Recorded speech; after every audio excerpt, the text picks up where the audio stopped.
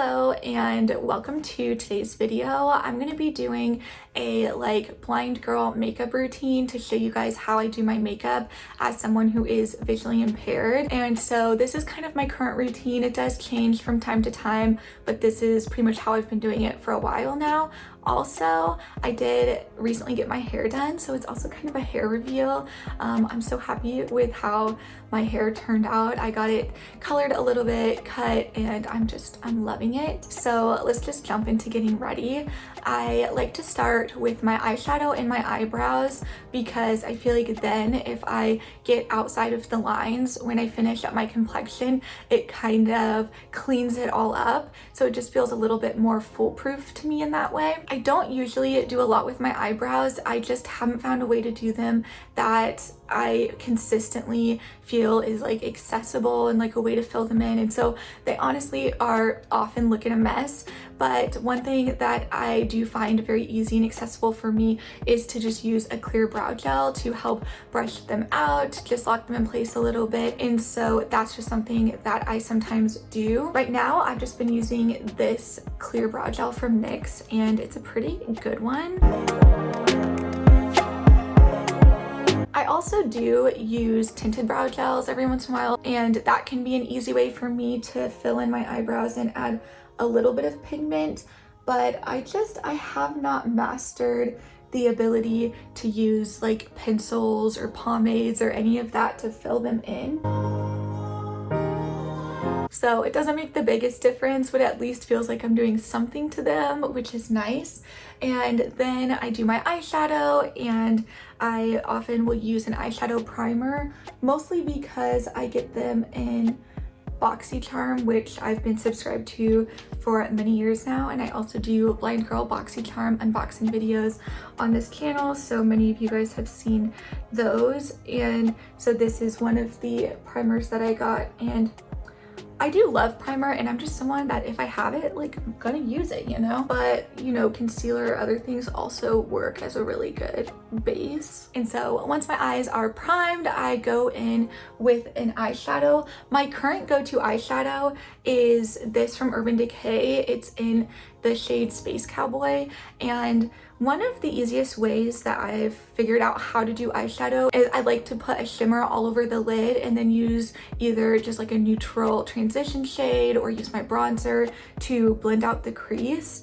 And I feel like that is one of the easiest ways that I can do my eyeshadow without having to be super detailed, and I don't have to really see that well to be able to do that, and it always turns out looking amazing. And I also have hooded eyelids, so it can be a struggle doing eyeshadow.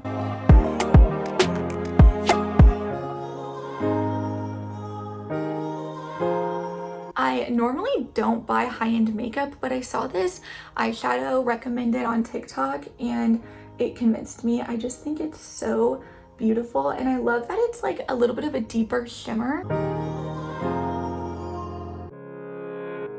And I also just tap the shimmer right on top of the eyelid. I love using my hands to do makeup because I feel like my hands are really how I navigate the world, because if I can't see something, being able to feel it is the next best thing. And for today, I'm just gonna go in with my bronzer to blend out the crease. Because I have hooded eyelids, I've kind of learned to bring the bronzer a little bit above the eyelid so that you can actually see it, and it just makes it a lot more visible on my eyes. So that was just super quick, super easy, and now my eyes are done, so I can start with the complexion. I'm gonna start with using primer. I go a little bit extra when it comes to primer. Right now, the two that I'm using is this one from Maybelline, and it is kind of a color correcting primer. And I'm not sure that it really makes a huge difference, but I really like it. And then I've been putting the e.l.f. Power Grip Primer on top because this is tacky and it will just hold on to the makeup all day, which love. And then instead of going straight in with foundation, I like to use my liquid contour and highlight and concealer, and I like to put that all below the foundation because I feel like it helps blend it out so much easier and helps to prevent from having like harsh lines, because that's something that I've definitely struggled with, is having harsh lines after I'm done doing my makeup, and my friends and family will be like, girl, you need to like blend that out. And so I try to spend like more than enough time blending because I don't always see if it's unblended. So I'm just like, when in doubt, just keep blending, blend, blend, blend, and I hope for the best.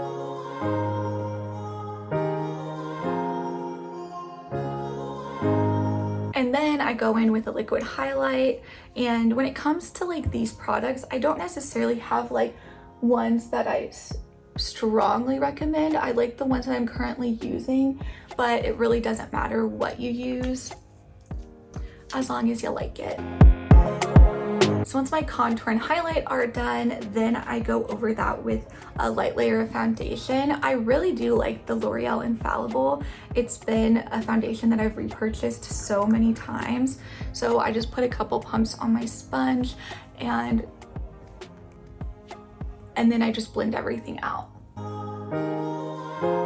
I will say, watching makeup tutorials and hearing tips from people who are makeup professionals has really helped me in kind of like learning how to better do my makeup, and it's something that I feel like I've improved upon over the years, because when I first started doing my makeup, I was just really intimidated. I had a lot of limiting beliefs around being able to do makeup and what I thought was possible for me based on being visually impaired, when you know, makeup is fun and it's okay if like something's not blended or something looks bad, but it's just, you know, a trial and error type of thing. And ultimately, like, if it makes you happy, then nothing else matters. So once that's done, I go in with my concealer. I got this concealer in a BoxyCharm and I have really been enjoying it. It's such a light concealer and I just feel like it's so quickly become like my go-to. Like, I don't even use the old one that I had anymore because I just love the way that this one applies. And it's when I'm applying my concealer that I feel like it helps to clean up any eyeshadow that may have like fallen in a place that I didn't want it to, so that it creates like a better, more defined line. And so once all of my like liquid products have been applied, I go in and set my face with powder. Sometimes I do worry that the powder looks a little cakey and that I just can't see it, because I can't really tell the difference between different setting powders that I've used. I pretty much just apply it, brush it off, and kind of hope for the best.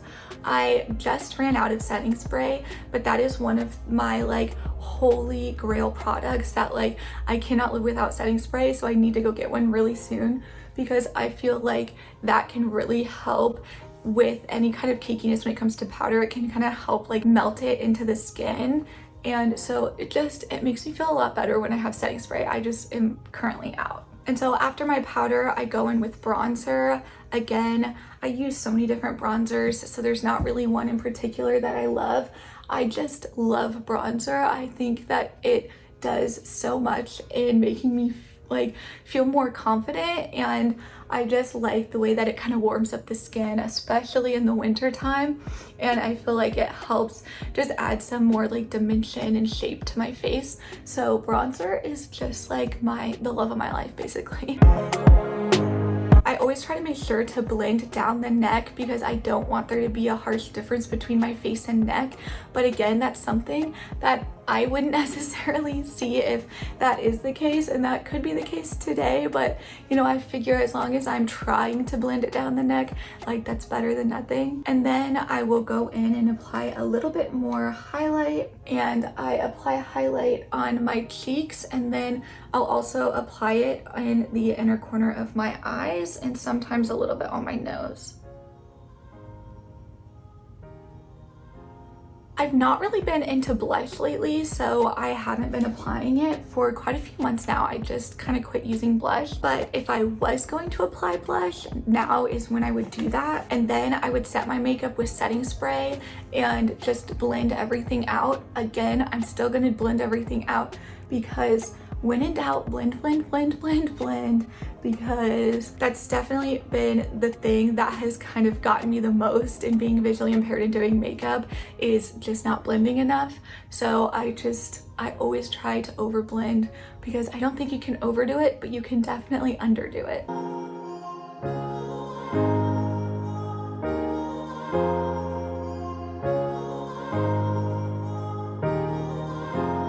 And then now that my face is done, the last thing I do is apply mascara, and I always like to put mascara on after I apply setting spray so that the setting spray doesn't like smear my mascara all over my face.